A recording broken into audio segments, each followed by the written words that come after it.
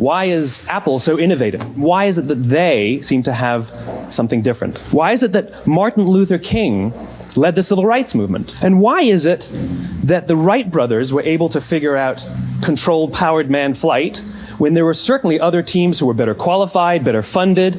Simon Sinek spends the first 90 seconds asking why questions about Apple, about Martin Luther King, about the Wright brothers. Questions are a brilliant form of story hook. When you ask a question, you open up a little gap in our knowledge of the world, and we don't like the uncertainty, so we have a guess to try and answer Simon's question. Then we have to listen to Simon in order to see if our guess matches his answer. If we were right, we feel very clever. If we were wrong, we've learned something, and now we feel very clever. Either way, this is a win-win situation when it comes to making your audience feel good. Simon makes great use of the show and tell aspects of his presentation. Notice how he keeps his attention exactly where he wants it to be using a simple card and a marker pen. For example, he says, Our limbic brains are responsible for all of our feelings, like trust and loyalty. It's also responsible for all human behavior, all decision-making, and it has no capacity for language. When we communicate from the outside in, yes, people can understand vast amounts of complicated information like features and benefits and facts and figures.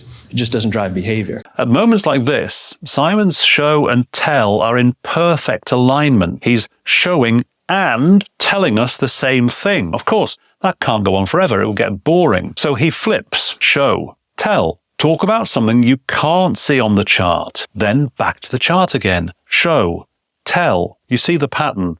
He's pegging our attention to his visual aid, a bit like pegging washing to a line. This technique works so much better than just putting up a bunch of text on a PowerPoint slide. If you show us one thing while talking about something completely different, it's confusing. All we're doing is reading while you talk. And you've just become the annoying voice that's distracting us. So Simon keeps his diagram really simple. We can read a few words, why, how, and what, in a flash, and then we're listening to him. Simon uses the case of Samuel Pierpont Langley, rival to the Wright brothers, and he tells it as a classic downfall story.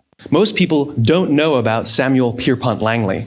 And back in the early 20th century, the pursuit of powered manned flight was like the .com of the day. Everybody was trying it. And Samuel Pierpont Langley had what we assume to be the recipe for success. And money was no problem. He held a seat at Harvard and worked at the Smithsonian and was extremely well connected. He hired the best minds money could find, and the market conditions were fantastic. The New York Times followed him around everywhere, and everyone was rooting for Langley. And how come we've never heard of Samuel Pierpont Langley? A few hundred miles away in Dayton, Ohio, Orville and Wilbur Wright. They had none of what we consider to be the recipe for success. They had no money. They paid for their dream with the proceeds from their bicycle shop. Not a single person on the Wright brothers' team had a college education. Pierpont Langley's what was the same as the Wright brothers. What he wanted was to invent powered flight, and he had vastly more resources to back up his how. But his why was totally different. Pierpont Langley was driven by a desire to be rich and famous. The Wright brothers, with far fewer resources, were driven by a different why. The difference was Orville and Wilbur were driven by a cause, by a purpose, by a belief. They believed that if they could figure out this flying machine, it'll change the course of the world. Samuel Pierpont Langley was different. He wanted to be rich, and he wanted to be famous. He was in pursuit of the result. He was in pursuit of the riches.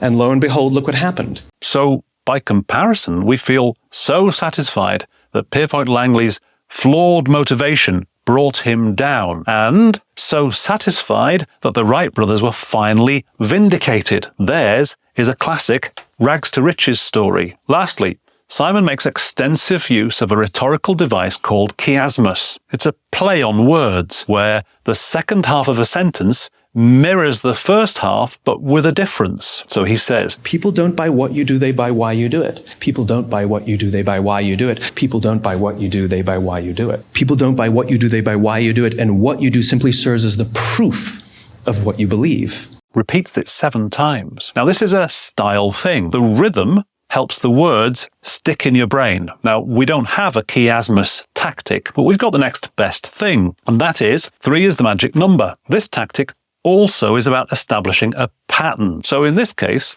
Simon could have used a little pig's 3, where you go set up, reverse, by saying people don't buy what you do. They don't buy how you do it. They buy why you do it. So see what patterns of 3 you can find for your next presentation.